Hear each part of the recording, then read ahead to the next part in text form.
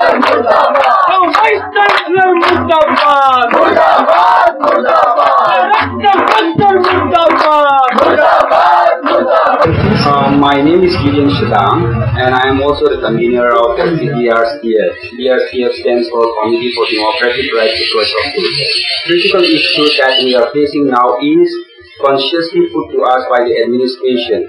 Because, as we understand, this is an intellectual campus, and when we say it is an intellectual campus, we do understand that in the very word intellectual, meaning it gives the space for self-critical thinking and self-critical reflection. But unfortunately, when we exercise the very value that is taught in this university is being curbed by the administration, we feel very sorry for these institutions, which is supposedly known as the most intellectual campus in the world. And besides that, we do know this is a democratic campus. And when we say India as a democratic country, if the voice of the dissent is cracked down or curbed by the university, we cannot think of any democracy without the value of this dissent. And the whole issue that we have raised is the democratic culture, democratic food culture, which we have been raising over the years, and also in this last few months we have intensified the struggle. We are seeking for the rights of the minorities, rights of the minority nationalities, rights of the downtrodden, of which the culture that they practice and the identity, the politics which is embedded in their historical roots. मैं Virendra Kumar JNU में PhD का student हूँ और जो CDRCF committee है मैं उसका भी पार्ट हूँ। और ये जो पिछले दिनों से JNU में ये जो प्रकरण चल रहा है Week-end-4 फेस्टिवल को लेकर के, और इस चीज को लेकर के जो यहाँ पे स्टूडेंट को सस्पेंड किया गया और उसको सौपाल नोटिस किया गया, मैं इसका कड़े शब्दों से निंदा करता हूँ विश्वविद्यालय प्रशासन का, जो इस तरह से एक फासिस्ट स्टेप उन्होंने उठाया है स्टूडेंट को सस्पेंड करने का। अगर इस पूरे सिनेरियो में देखा जाए तो ये Week-end-4 फेस्टिवल हुआ नहीं है, सिर्फ बात कहना भी जुर्म है। और इस आधार पे हम मानते हैं कि विश्वविद्यालय एक ऐसा केंद्र होता है जहाँ पे आपको आजादी होती है अपनी अभिव्यक्ति की, आपको डिजर्टेशन लिखने का, आपको थीसिस लिखने का, बहुत सारे कंट्रोवर्शियल इश्यू पे भी यहाँ पे थीसिस जमा होते हैं। अगर आप इस तरह से बैन करते हैं, सस्पेंड करते हैं, कई सारी रिसर्च यूनिवर्सिटी में नहीं हो पाएंगे। दूसरी बात जो Week-end-4 फेस्टिवल की बात है, पहले भी कई सारे डिस्कोर्स से बात किया गया, हम इस देश में और इस कैंपस में भी हम मानते हैं कि सिर्फ हिंदू और मुस्लिम कम्युनिटी का सवाल ये फूड राइट, फूड हैबिट का भी सवाल है, सिर्फ हिंदू और मुस्लिम का ही सवाल नहीं है। इस देश में एक बड़ा पॉपुलेशन ट्राइब्स है, इस कैंपस में भी एक पॉपुलेशन ट्राइब्स है, इंक्लूड नॉर्थ ईस्ट। और हम जैसा कि जानते हैं कि जो ट्राइब पॉपुलेशन है, जो ट्राइबल पीपल्स हैं, उनका ये हिंदू और मुस्लिम रिलीजन से भी कोई दूर दूर तक का रिश्ता नहीं है। उसका अपना एक कल्चर है, अपना एक फूड हैबिट है, अपना एक लैंग्वेज है। और जो लाइवलीहुड का जो सवाल है, और एक तरफ जहाँ पे गवर्नमेंट आप देखेंगे कि tribal culture, tribal language, tribal food habit, इनको प्रोटेक्ट करने का बात करता है, और जब वही एक बड़ा पॉपुलेशन सेंट्रल यूनिवर्सिटी में, ये स्टेट रिकॉग्नाइज यूनिवर्सिटी में नहीं, ये सेंट्रल यूनिवर्सिटी है जहाँ पे बहुत जगह से लोग आते हैं और बहुत सारे इलाकों से, इवन इंक्लूड नॉर्थ इंडिया के भी ट्राइबल पीपल यहाँ पे आते हैं।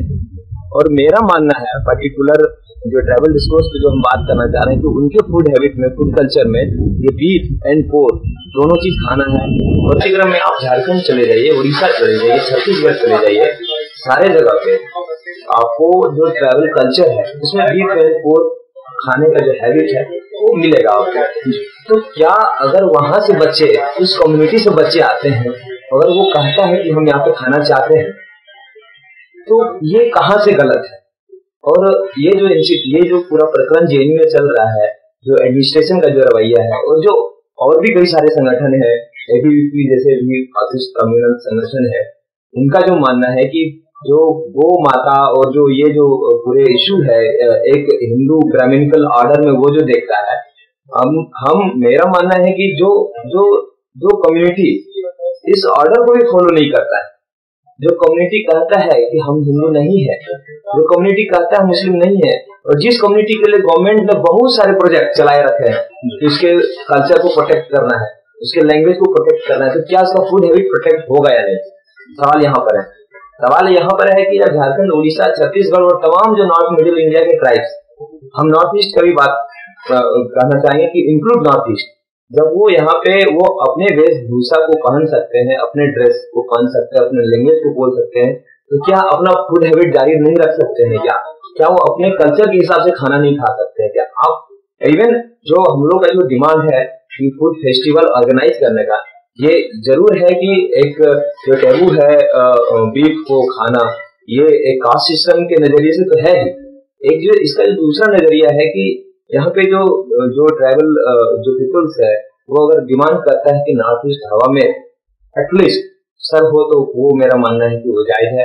और इस एंगल से भी प्रशासन को भी, और जो Delhi as a capital, national capital होने के नाते भी हमको लगता है कि पूरे देश के जो कम्युनिटीज हैं, जितने कम्युनिटीज हैं, जो Delhi as a national capital होने के नाते भी यहाँ पे आता है, शायद इस एग्रीकल्चरल एक्ट को फिर से विचार करना चाहिए, फिर से बहस करना चाहिए, और कोर्ट को इसमें शायद फिर से एक बार देखना चाहिए, और प्रशासन को तो ऑब्वियसली यहाँ पे देखना चाहिए, और तत्काल जो सस्पेंशन है उसको खत्म करना चाहिए। कबीर इस पे बात लगभग 600-700 साल पहले है। कहते हैं मांस सब एक है, जैसे बकरी फंसा है। इसका मतलब ये है कि उसमें मांस खाने का उसमें भी प्रचलन था, और इसको उसमें भी जोड़ा गया था कुछ हिंदू से कुछ मुस्लिम से। वो भी दोनों पे कटाक्ष करते हैं। वो हिंदू को कहते हैं कि भाई तुम बकरी जब खा रहे हो तो गाय खाने में क्या दिक्कत हो रही है, और मुस्लिम को भी कहते हैं कि जब गाय खा रहे हो तो इसके अलावा और जो दूसरे मांस उसको खाने में तुम्हें क्या दिक्कत है।